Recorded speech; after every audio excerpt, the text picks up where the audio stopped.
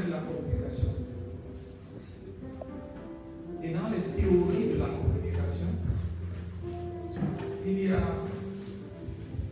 trois éléments, trois caractéristiques qui comptent pour qu'il y ait une bonne communication. Les conditions autour de l'émetteur du message, les conditions autour du canal qui transmet le message et les conditions autour du récepteur, celui à qui le message est destiné. Lorsque les conditions ne sont pas remplies au niveau du canal par lequel le message doit passer par le bruit. On a donc dans notre génération des gens qui ont peut-être le message, mais le canal, ou alors, faisons-le plus simplement, il y a le message que Dieu nous a donné.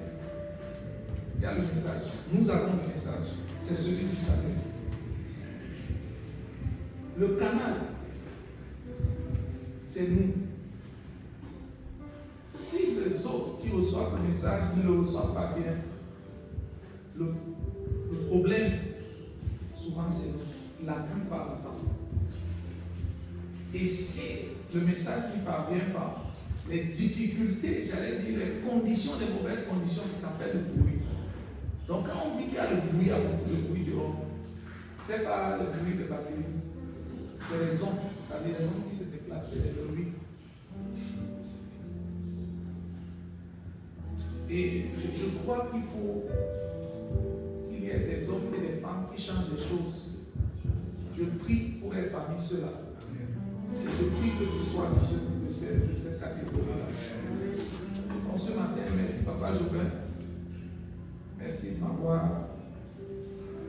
donné cette belle opportunité. J'aurais pu être là hier, mais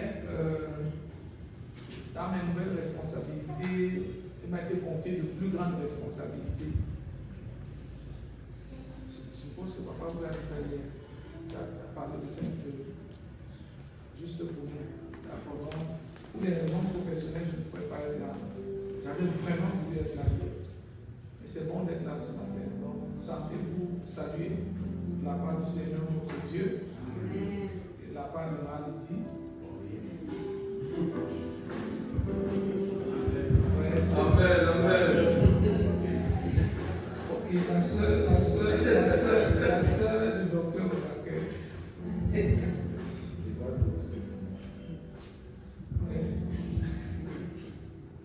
Les affaires de famille ici. En fait, il fait tout ça pour que je ne réclame pas ce que vous savez là.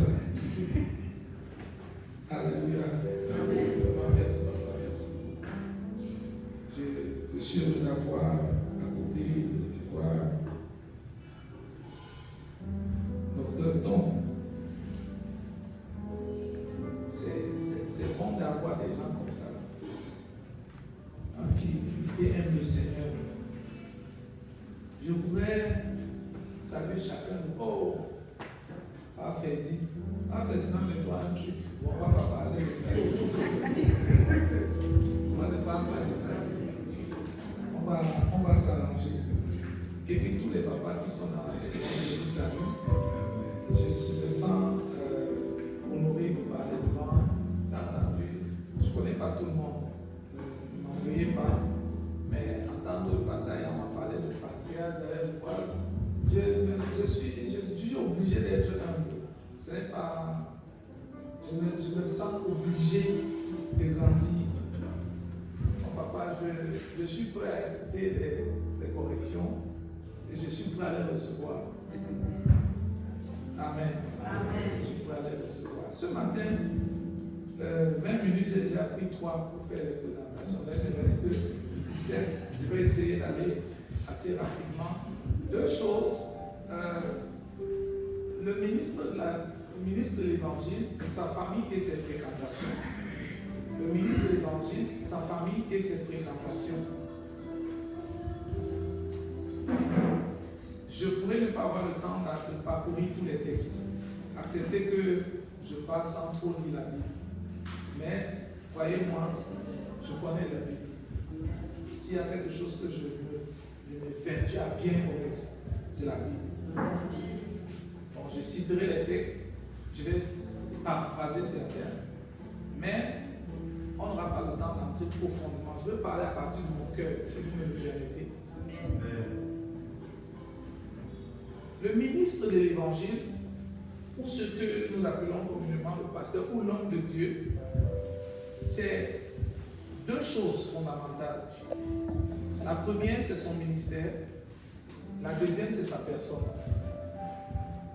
Lorsqu'en tant que pasteur, en tant que ministre de l'Évangile, tu as un bon ministère et que tu es une bonne personne, tu vas bien accomplir ta mission, ta mandat, ta destinée sur la terre. Le ministère est à deux niveaux.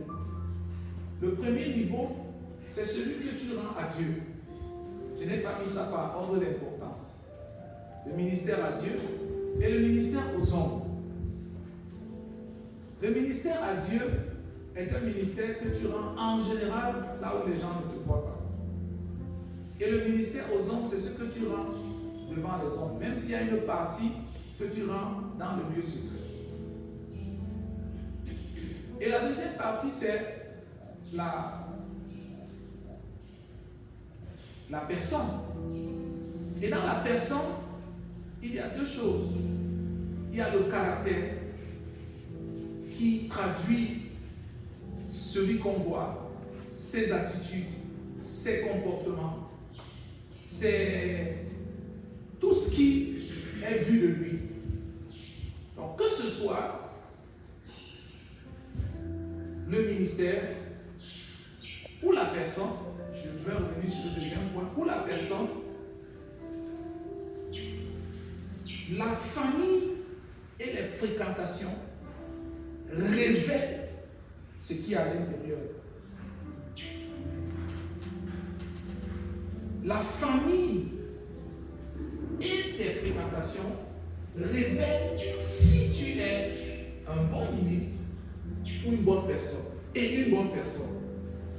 Les amis révèlent si tu es un bon ministre, si tu es une bonne personne. Ta famille révèle si tu es une bonne personne, si tu es un bon ministre. C'est-à-dire si tu as un bon ministère et si tu es une bonne personne. Donc tout ce que nous faisons en tant que ministre, en tant que serviteur de Dieu, ces deux aspects sont à considérer au niveau le plus élevé. Il est communément dit, dis-moi avec qui tu marches, je te dirai qui tu es. Dans le qui tu es, ce n'est pas ton nom, ton prénom, mais qu'est-ce que tu représentes? Ta valeur, c'est quoi? Donc dis-moi avec qui tu marches, je vais te dire quelles sont tes valeurs. Quelle est ta valeur? Donc aujourd'hui, quand nous interrogeons tes fréquentations, c'est qu'on est en train d'entrer dans ta vie pour interroger tes valeurs. Parce que tes valeurs vont te pousser à t'associer aux gens qui ont les mêmes valeurs.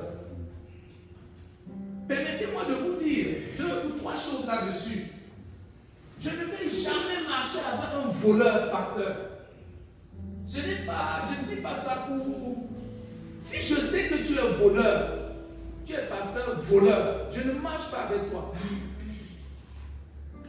Si je sais que tu es un pasteur escroc, si tu es un pasteur de mauvaise réputation, non, je ne suis pas dans la compagnie de il faut aider les frères. Non.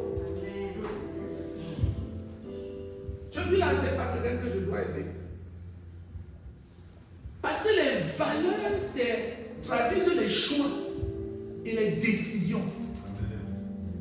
Donc, si tu es de mauvaise vie, c'est un choix et c'est une décision. Qu'est-ce qui a motivé le choix? Qu'est-ce qui a motivé la décision? Je ne veux pas interroger ça. Mais c'est que chaque fois que tu t'es trouvé devant une décision, tu as pris ta décision. Tu t'es trouvé devant le choix, et tu as fait ton choix. Mais je ne sais pas si je me fais comprendre. C'est pour ça que le proverbe dit que les amis, on les a nombreux pour notre malheur. Parce qu'il y a parmi ceux que tu appelles tes amis des gens qui ne partagent pas tes valeurs. Et ça devient ton malheur. Ça devient la réputation qui est la tienne. Tes amis influencent ta réputation. Je préfère avoir très peu d'amis, sinon les trois que j'ai, et garder ma réputation. En fait, l'une des monnaies, j'allais dire, l'un des assets, comment on dit assets? Atout. L'un de nos atouts en tant que pasteur, c'est notre réputation. Si tu n'as plus de réputation, tu ne peux plus être utile au Seigneur.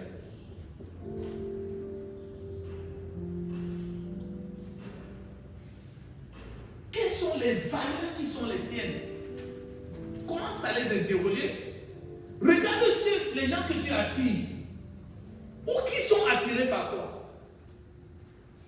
Si les gens que tu attires, c'est les gens qui aiment le bling bling, qui aiment se faire voir, sache que c'est comme ça que tu es aussi. Ils voient ça. Et c'est ça ce à quoi ils veulent s'identifier dans ta vie.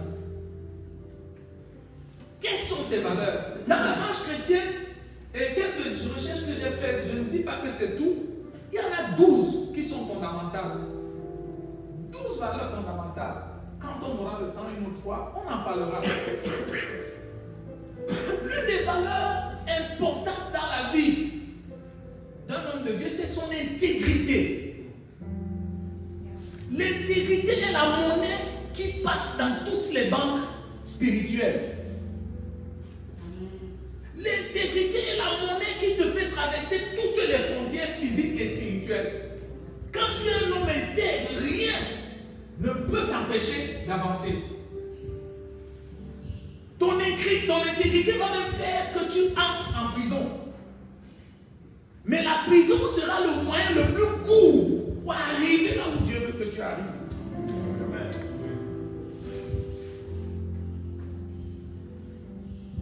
La deuxième valeur, c'est la vérité. Être un homme vrai. L'une des choses que nous avons constatées dans notre temps, c'est qu'on n'est plus vrai du tout. La vérité, c'est être capable de dire la chose qui est telle qu'elle est, comme tu l'as vécue.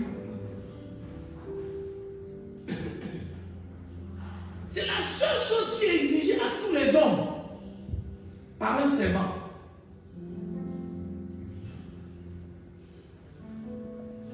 Dis ce qui est, tel que la chose est, et comme tu l'as expérimenté. Mais nous portons aujourd'hui beaucoup plus de fausseté. Et les faussetés là, ce n'est pas seulement ce qu'on... C'est que même Dieu ne t'a souvent rien dit. Tu dis que Dieu t'a dit. Frère, c'est un mensonge. Et c'est à ce moment-là que la Bible dit que tout ce qui sortira de ta bouche, tu seras jugé par cela. Puis je sais que dans notre génération, quand on parle de cette manière, on nous taxe de juge, on dit que tu es un juge, que tu es trop dur, tu es... Frère, si je ne suis pas dur avec ce qui n'est pas de Dieu, c'est que je sais à quoi. Le mensonge, mentir. Vous savez, j'ai perdu beaucoup, enfin perdre. Enfin, on dit que c'est perdre. Sauf que je sais que dans l'économie de Dieu, tout ce que tu perds pour le royaume, on n'appelle pas ça perdre, on appelle ça gagner. Que sert-il à un homme de gagner le monde et de perdre son âme? La vie d'un homme ne dépend pas de ses biens, ne dépend pas de ses acquisitions, fut-il dans l'abondance.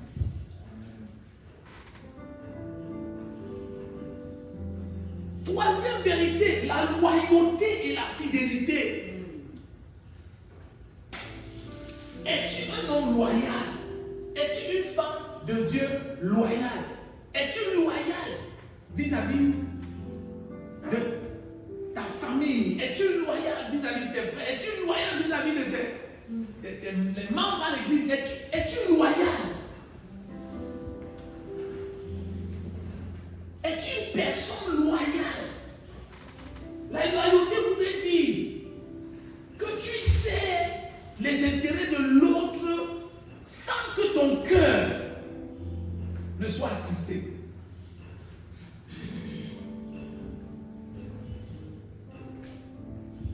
Es-tu loyal? Est-ce qu'on peut te confier un secret?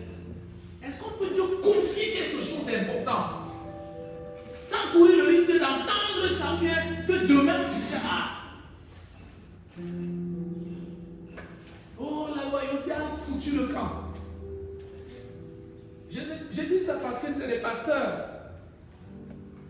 Je suis de ceux qui refusent, au moins qui ne croient pas, que si quelqu'un est venu te confier ou te confesser sa chose secrète, tu utilises ça même pour enseigner ailleurs. Je ne crois pas à ça.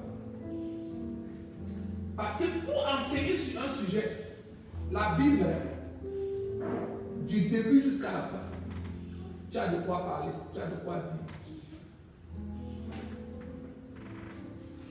Quand tu utilises, parce que écoute-moi, le témoin d'une personne, faisons un médicament, ok, je suis sociologue. Dans les enquêtes sociologiques,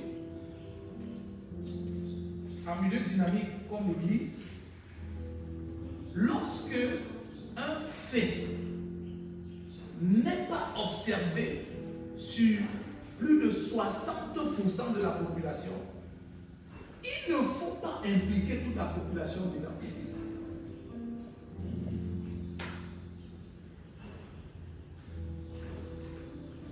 Si un événement est isolé, il ne faut pas impliquer, il ne faut pas mettre toute la population ou toute la communauté dedans. Tu vas la détruire. Mais nous manquons de sagesse et nous utilisons le témoignage d'une sœur qui est venue se confier à nous parce qu'elle a eu une relation extra-conjugale. Pendant des dimanches et des dimanches et des dimanches, ça devient le message du culte. Parce que tu te dis qu'il ne faut pas qu'elle commence à contaminer les gens. C'est un phénomène isolé. Et à ce niveau, même nos papas dans l'évangile ont péché. La situation d'une personne qui est isolée, on la met et on martèle. On martèle. Et ça, écoutez, si tu insistes sur un sujet chaque jour, finalement, même l'innocent va commencer à croire qu'il est coupable. Et tu auras déposé une semence en lui qui ne va pas aider, qui ne va pas l'aider à grandir. Qu'est-ce qui m'a amené là? C'est la loyauté. Un autre jour, on entrera peut-être dans une étude plus profonde. Les autres valeurs sont nombreuses. Je ne vais pas insister là-dessus. J'ai déjà épuisé 9 minutes en plus. Donc, il me reste 8. Non, il y a une là qui me concerne.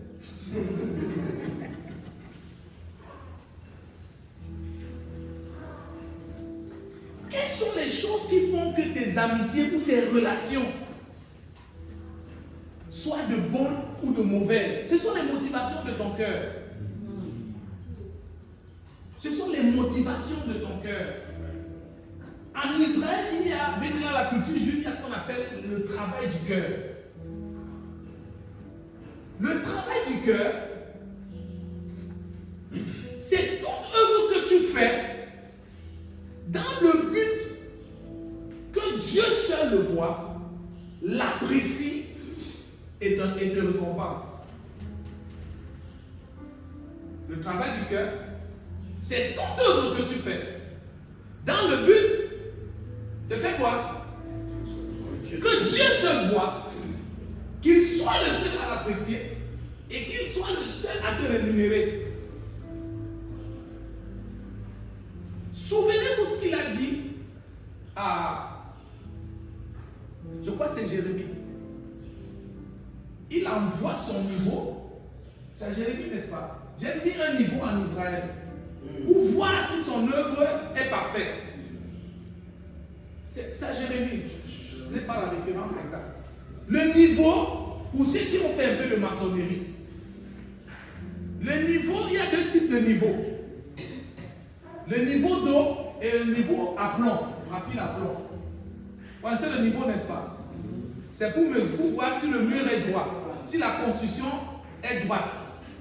Maintenant, quand Dieu dit qu'il met son niveau, ce n'est pas le niveau d'eau, pas celui qui a l'eau. C'est celui qui a le fil à plomb. L'appréciation du travail du cœur, ce n'est pas le fil à plomb. Le fil à plomb a une petite lumière au bout.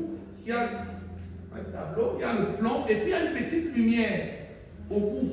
De telle enseigne que quand on le pointe, on met sur le côté du mur, il y a un trait en bas. Si la lumière est exactement sur le trait, ça montre que le mur est droit. Mais si la lumière ne tombe pas sur le trait et qu'on le voit, ça veut dire que le mur n'est pas droit. Ça veut dire que l'œuvre là n'est pas bonne. Donc, Dieu met son niveau pas seulement sur notre œuvre, mais sur le cœur. Lorsqu'il lâche le niveau, la petite lumière, la lumière de Dieu qui arrive au point de notre cœur révèle si notre cœur est aligné avec le fait que nous voulons seulement lui être agréable.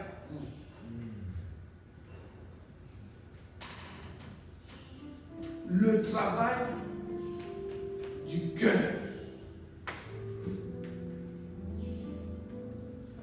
Quelle est ta motivation à t'associer à telle ou telle autre personne?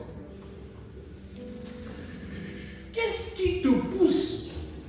Ou qu'est-ce qui t'attire? Je me souviens d'une époque où nous étions attirés. Or, je ne sais pas comment ça se passe aujourd'hui, parce que je ne fais plus cet exercice, ça m'a dépassé. Nous étions attirés parce que nous étions heureux de savoir que la parole que le frère a médité aujourd'hui, je n'avais pas compris ça comme ça quand j'ai médité hier. Et tu avais un enthousiasme à toujours être à côté de ce frère-là.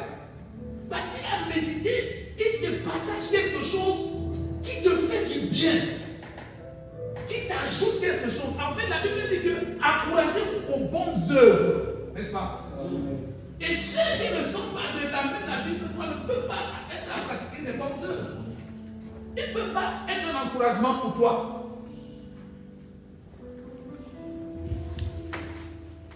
Qu'est-ce qui te motive? J'ai vu de mes yeux que les jeunes, les pasteurs ou les serviteurs de Dieu de cette génération sont très ambitieux. Et Dieu m'est témoin, je n'ai rien contre l'ambition. Rien, j'ai rien contre l'ambition. Mais le problème que j'ai, Jésus l'a dit, vous voulez être agent et Jacques l'a dit, vous voulez être l'un à gauche, l'autre à droite, quand le sera aussi, ça c'est pas un problème. Vous voulez être grand, il n'y a pas de problème. Mais là, il a montré le chemin. Le chemin, c'est que celui qui veut être grand, qu'il soit quoi? Oui, dans votre Bible, on parle des serviteurs. Mais j'ai commencé à comprendre au fil des années qu'il ne s'agissait pas seulement des serviteurs, c'était des esclaves des autres. Si tu n'es pas motivé à être esclave des autres, tout ce que tu as comme ambition va te perdre. Amen. Ça va te perdre. Je me souviens de cet enseignement que j'ai écouté il y a longtemps, très longtemps. Et ça, c'est le frère, je ne sais pas si c'est. Oui, c'est le frère Zach qui parlait de ça. Il dit, si tu es appelé à être un conducteur ou un leader, il faut conduire ceux que Dieu établi sous ton autorité. Si le frère ou la sœur ne veut pas que tu la conduises en tant que son leader, descends à son niveau. Mais rassure-toi de conduire la personne dans la voie de Dieu. Amen. Et si le frère ou la sœur refuse que tu sois à son niveau, va au niveau de son disciple. Cependant, rassure-toi de conduire la personne dans la voie de Dieu. Et s'il refuse même que tu sois son disciple, deviens son esclave, son domestique. Mais rassure-toi de conduire la personne dans la voie de Dieu. Je crois que il aimait bien dire ça.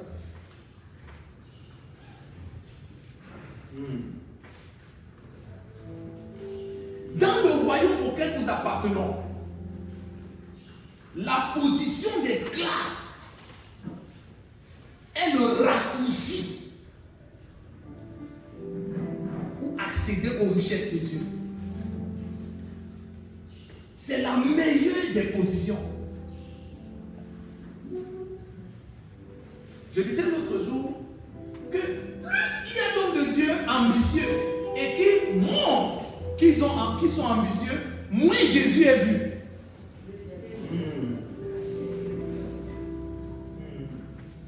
Le nombre se multiplie, mais la réputation de Jésus au milieu de l'humanité diminue. C'est incongru.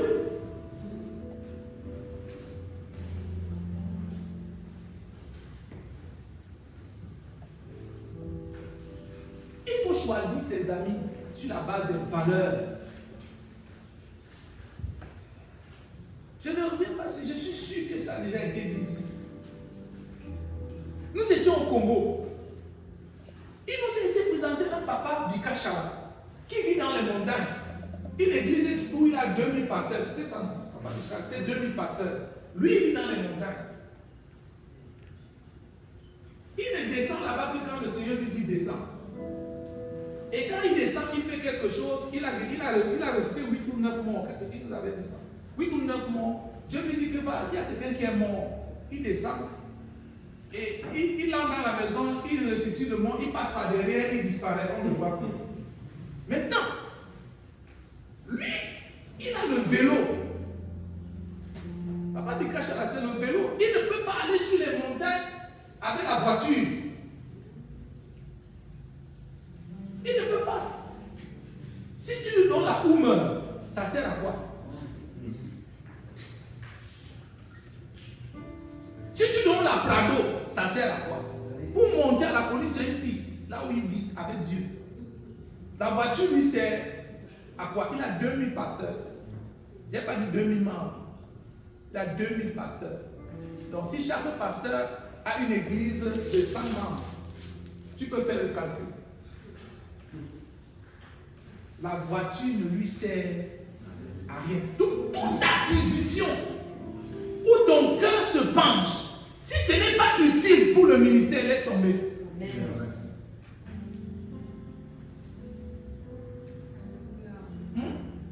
Hein, papa? Laisse tomber.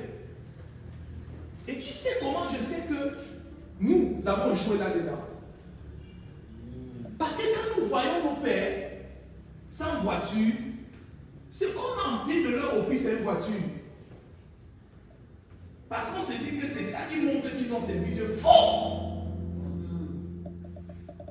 C'est faux! C'est archi faux! Même une grande maison, tu construis, il ne va pas habiter dedans. En fait, avant que tu ne te rendes compte, il a en fait déjà fait une église ou un centre de retraite. Parce que c'est ça qui est leur normal. Mais tu veux lui offrir ça, il n'est pas, son cœur n'est pas dedans. Ce n'est pas les valeurs de réussite. Ce n'est pas l'unité de mesure de la réussite.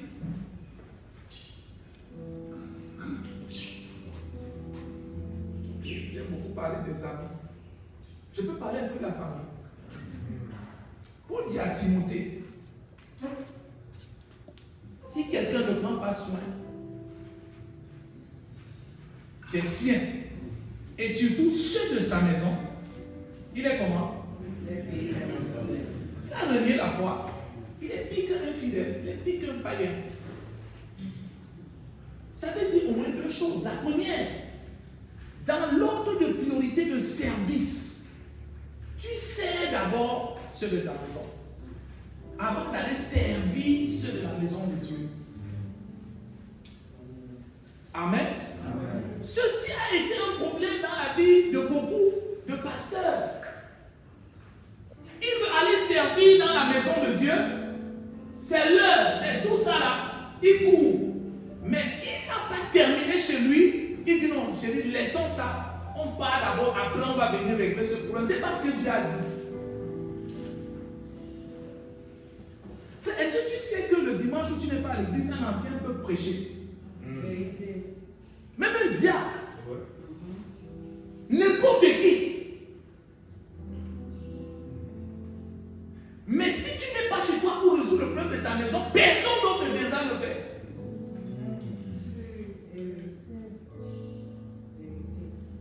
En tant que pasteur, en tant que serviteur de Dieu, tu t'épanouis. Qu'en est-il de l'épanouissement de ta femme? Qu'en est-il de l'épanouissement de tes enfants? Oh, je ne dis pas ça parce que je suis parfait dedans. Nous avons tous péché dans l'affaire là. Et je crie comme ça pour qu'on se répande. Je crie comme ça pour qu'on se répande. On a laissé les nôtres pour aller nous occuper des choses de Dieu. Ce n'est pas mauvais de s'occuper des choses de Dieu. Mais il a déjà établi l'ordre. Il ne va pas changer ça.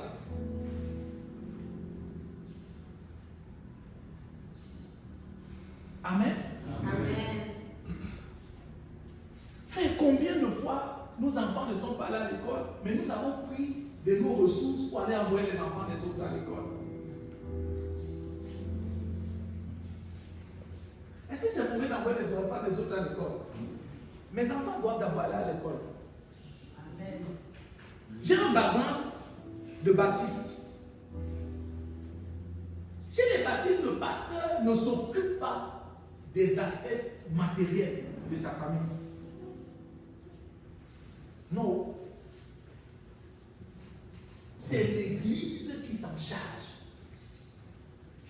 Pour qu'il ne se lève pas le matin pour dire que mon enfant devait aller à l'école, je n'avais pas l'argent pour l'envoyer à l'école. C'est pour ça que vous n'avez pas vu à l'église. Est-ce que j'aime bien cette organisation? Elle est bonne, non? Elle est bonne? Elle est bonne. Si elle n'est pas bonne, il faut me le dire ici. Moi, je pense que c'est bien. Parce que les enfants vont à l'école, on paye leur école, leur fourniture scolaire, quand ils sont malades, il n'a pas. Là, toute sa pensée peut être sur les brebis de Dieu. Je sais que ceux qui ont beaucoup étudié la Bible sont bien en train de se poser la question, c'est écrit où? Comme l'autre jour, tu as posé la question. Je parle à la personne qui a posé la question. Je vais répondre à sa question. Paul a dit au malade que si je vous ai enseigné, est-ce que c'est une mauvaise chose que je reporte de vous? Les biens de ce monde, les biens terrestres, les biens qui se périssent. C'est de ça qu'il est question. C'est Paul qui l'a dit, non? Ça, c'était tout le temps. Maintenant, j'ai dit, comme les filles, c'est écrit. À l'église l'autre jour, et de nos filles, les jeunes qu'on vient d'ordonner là, c'est les gens qui ont payé là pour les écoles. Donc,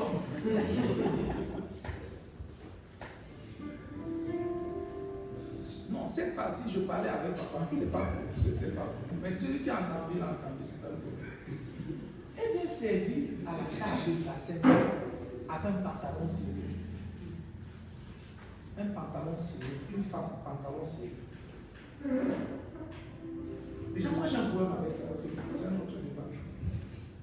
Allez, si je dis ça ici, on va commencer. Et puis, je l'ai regardé, je n'ai pas encore vu comment elle était, parce qu'elle était à côté à ma droite. Donc j'ai tourné ma face pour regarder ceux qui sont là pour servir. Je lui ai dit, va servir. Quand elle avance vers moi, je vois le pantalon ciré avec tout ce que vous pouvez. Elle dit que non, maman. Elle dit que pourquoi? Parce que je dis non, tu vas servir comme tu es là, tu as un pantalon serré. C'est écrit. C'est écrit. Écoutez, si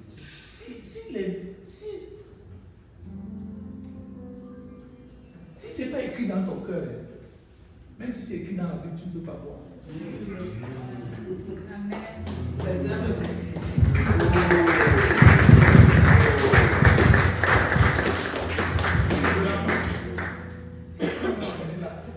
De ta famille.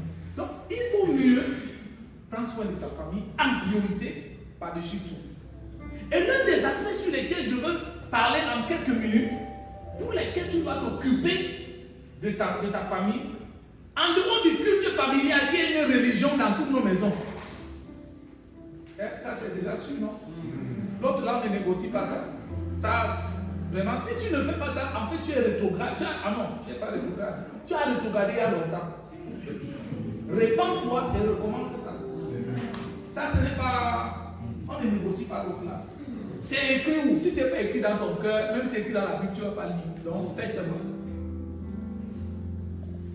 Deuxième aspect, c'est dans nous qu'on se donne, c'est-à-dire toi que tu te donnes à ton conjoint. Je peux parler un peu de ça. On n'a pas d'enfants ici. Donc on n'est que nous les adultes. Est-ce qu'il y a des gens qui ne sont pas mariés? Parce qu'il ne faut pas peur. Qui n'est pas marié? C'est lui. Qui n'est pas encore marié. Qui n'est pas encore marié. Voilà. Levez bien la main. Voilà. Vous êtes tous mariables à bord de toi. Tu n'es pas encore mariable. Et toi aussi. Je vous connais. Vous n'êtes pas encore mariable. Mais tous les autres, vous êtes déjà mariables.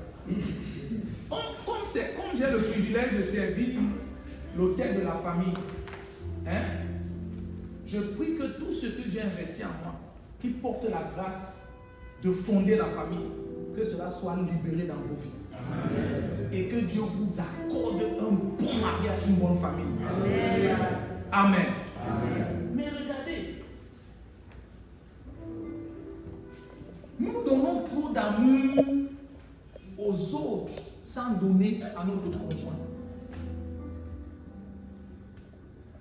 L'amour, ce n'est pas seulement quand on est déjà couché sur le lit. L'amour pour notre conjoint, servir notre conjoint en l'aimant, c'est en lui accordant le temps. Hey, amen. Nous, les pasteurs, nous sommes prêts à écouter tout le monde pendant toute la journée.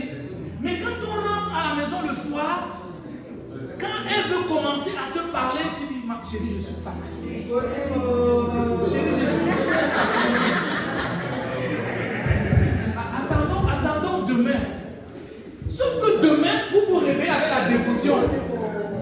Vous vous réveillez avec la dévotion. Et après la dévotion, il faut commencer à courir encore dans les mains. Il faut donner du temps à ton conjoint. En fait, si tu aimes quelqu'un, tu lui donnes au moins 3 choses. Ton temps, ta personne et tes ressources. Amen. Quand tu examines ton cœur, quand tu t'examines, est-ce que tu donnes ces 3 choses à ton mari, à ta femme? Et si oui, est-ce que tu donnes ton tout?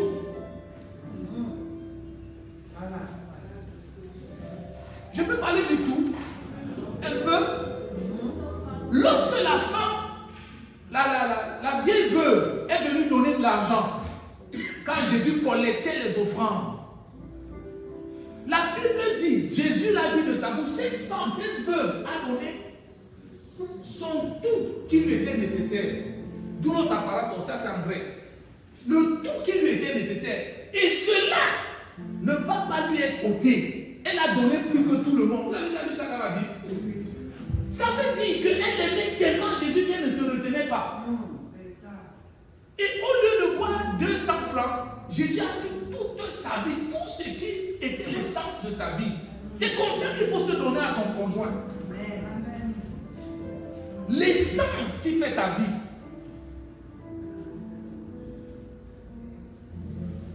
Je parle là. Et bien, écoute ce que je dis. Si tu te donnes à 75%, tu n'es pas entier. vis-à-vis de ton conjoint. Si tu te donnes à 90%, tu n'es pas entier. À 99%, tu n'es pas entier. Entier, ça veut dire entier. 100%.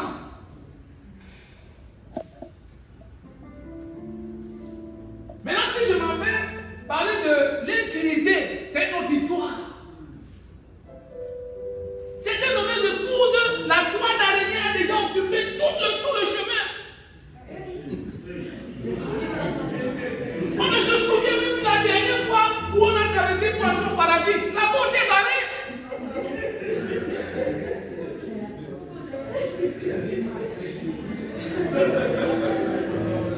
Il a 3 enfants. Quand j'ai vérifié, elle la laisse vers son mari parce qu'elle voulait les enfants. L'intimité n'est pas faite pour faire des enfants. C'est la conséquence qui donne les enfants. Oui, je sais, vous lisez beaucoup la Bible. Mais la dernière fois que j'ai compris, la raison du mariage, c'était la communion d'abord. Et les enfants sont le fruit de la communion. Amen. Ou bien?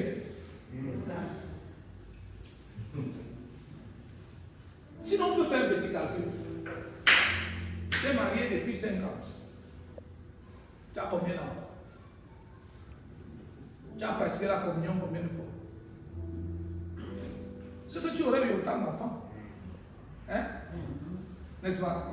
Donc, c'est pas pour ça. Prioritairement, c'est pour affermir, solidifier, contribuer à l'attachement.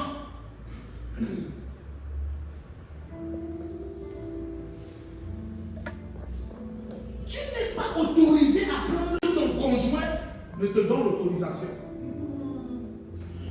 Et puis même voici. Qui a dit que quand tu jeûnes, tu dois jeûner?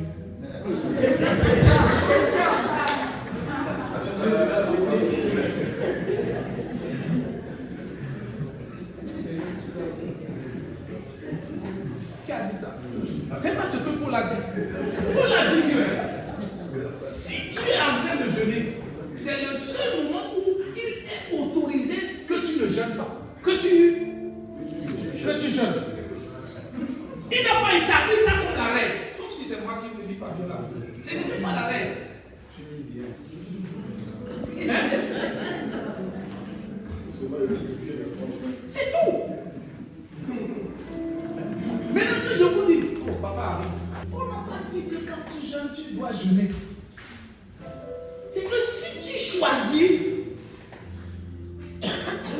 c'est le seul moment où oui, tu dois t'accorder avec ton conjoint pour jeûner. Mais personne n'a dit que quand tu jeûnes, tu dois jeûner. C'est ton jeûne ne doit pas prier, ne doit pas obliger les gens à jeûner.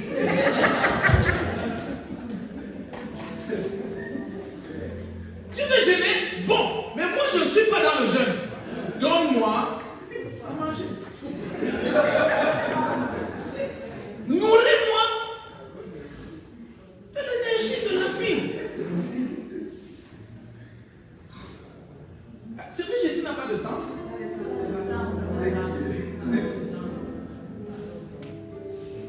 C'est important.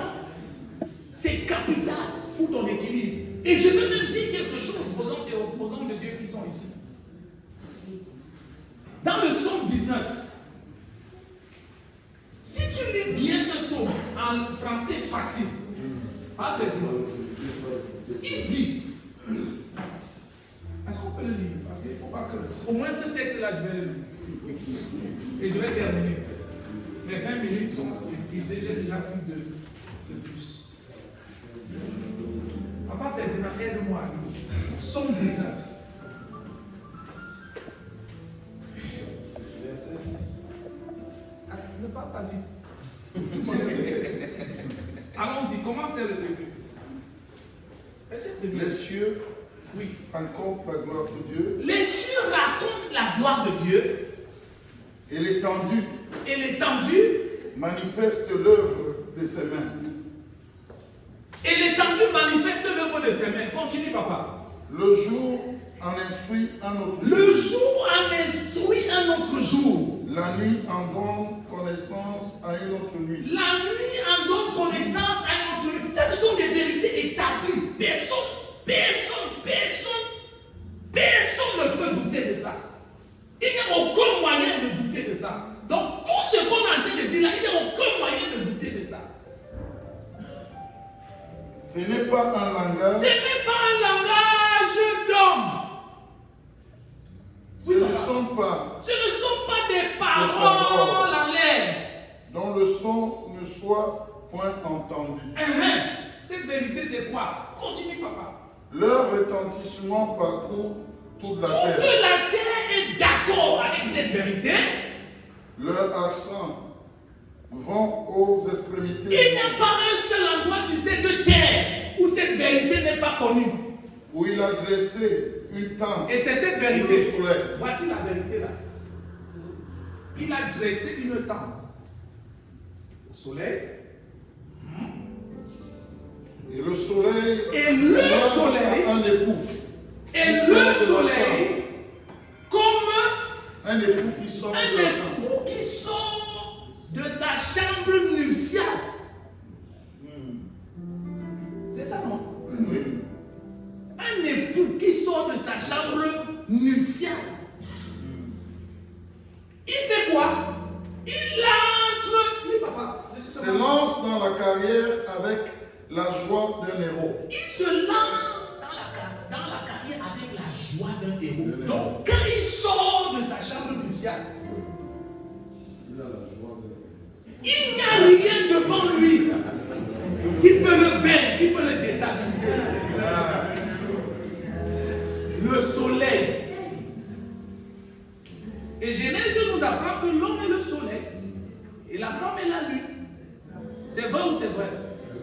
En d'autres termes, chaque fois que tu sors de ton nom sort de ta présence, il doit sortir comme un soleil. Et rien ne doit empêcher qu'il brille.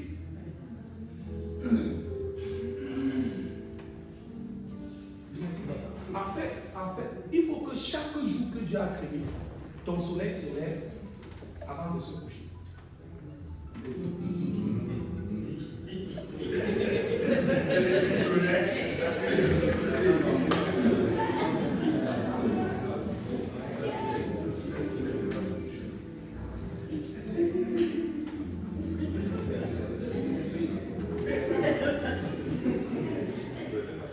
Jésus parlait comme ça. Et ceux à qui cette parole avait été destinée l'ont reçu. Ceux à qui cette parole a été destinée l'ont reçu. Et ceux qui doivent s'ajuster, doivent s'ajuster. Je n'ai pas dit que tu deviens Usain Bolt, que tu commences à faire des 100 mètres, tu deviens 100 mètres. Avec l'âge, Usain Bolt ne peut plus faire 100 mètres. La course est en fonction de l'âge. Hein? Usain Bolt à 17, 18, 19 ans, 20 ans, il courait, il faisait les 100 mètres. Il peut faire 100 mètres 3 fois, 4 fois. Mais, celui qui était Ben Johnson, après l'âge, il ne peut plus faire les 100 mètres.